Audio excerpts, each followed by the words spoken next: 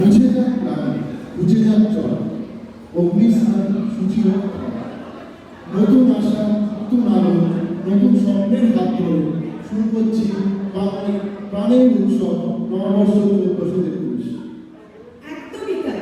ক্যালেন্ডারের পাতা উল্টে চলে এসছে আবার বৈশাখ। বৈশাখের রুদ্ররূপ ভুলে এই নতুন বছর আমাদের জীবনে নিয়ে আসে শান্তির বার্তা।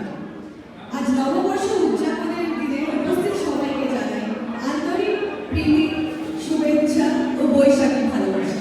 আমি দেবয়ানী। আর আমি মিলন। আপনাদের সবাইকে আজকের এই অনুষ্ঠানে স্বাগত জানাই। বাঙালির আবেগ, সংস্কৃতি ও ভালোবাসা আরেক নাম।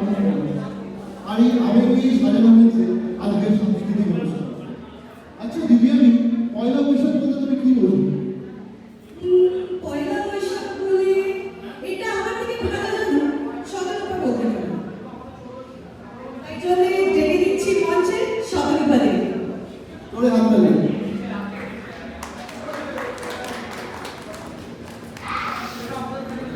নমস্কার সবাইকে, আমি শতরূপা। আপনাদের সবাইকে নববর্ষের অনেক অনেক শুভেচ্ছা জানাই। নববর্ষ, নতুন দিন, নতুন শুরু, নতুন উদ্ধার। কিন্তু আপনারা কি জানেন এই নববর্ষের ইতিহাস শুরু হয়েছিল আজ থেকে প্রায় 400 বছরেরও বেশি সময় আগে। নববর্ষের আমরা যদি ইতিহাস ভাবি তাহলে আমাদের পৌঁছে যেতে হবে সম্রাট আকবরের সময়। সেই সময় কর আদায় করা হতো লুনার ক্যালেন্ডার বা চন্দ্র ক্যালেন্ডারের মাধ্যমে। কিন্তু সেই কর আদায়ের ক্ষেত্রে যা ফসল তোলার সময়ের সঙ্গে একদমই মিলত না। ফলে কৃষকদের অনেক সমস্যার সম্মুখীন হতে হতো। আর সেই সমস্যার সমাধানের জন্য সম্রাট আকবর প্রচলন করেছিলেন বাংলা শহর এবং তার সঙ্গে হাল খাতার প্রবর্তন করেন। এবং তার ফলে খুব সহজেই ফসল তোলা এবং সেই কর প্রদান খুবই সহজ হয়ে যায়। কিন্তু এই সমস্যার সমাধানের পরে প্রথম দিকে এই দিনটি শুধুমাত্র একটি কর আদায়ের দিন হলেও পরবর্তীকালে এই দিনটি এক বিশাল সাংস্কৃতিক অনুষ্ঠানে পরিণত হয়। পয়লা বৈশাখের অন্যতম প্রধান তাৎপর্য হচ্ছে রিনিউয়াল। রিনিউয়াল মানে পুরনো অভিজ্ঞতাকে ভুলে গিয়ে একসঙ্গে পথ চলা। আপনারা কি জানেন ইউনেস্কো এই দিনটিকে বিশেষভাবে স্বীকৃতি দিয়েছে এবং সেটা কিন্তু আমাদের কাছে সত্যি একটা গর্বের বিষয়। আগে পয়লা বৈশাখ খুব সাধারণভাবে উদযাপন করা হতো এবং গ্রাম বাংলার প্রভাব কিন্তু এই উৎসবের উপর যথেষ্টই ছিল। লোকগান, লোকশিল্প, আলপনা, গ্রামীণ নকশা এই সব মিলিয়ে এক অপূর্ব পরিবেশ তৈরি হয়।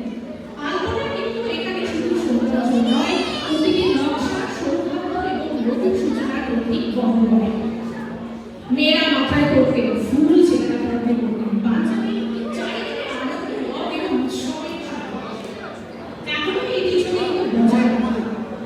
লাল এখানে শক্তির প্রতীক এবং সাদা এখানে পবিত্রতার প্রতীক। এই দুটি রঙকে কিন্তু পয়লা বৈশাখে ভীষণভাবে ইউজ করা হয় বলতে পারি।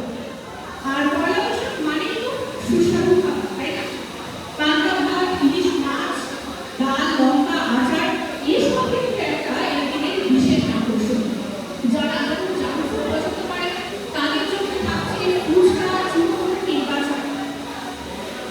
বাঙালির পয়লা বৈশাখে মিষ্টি ছাড়া রসগোল্লা,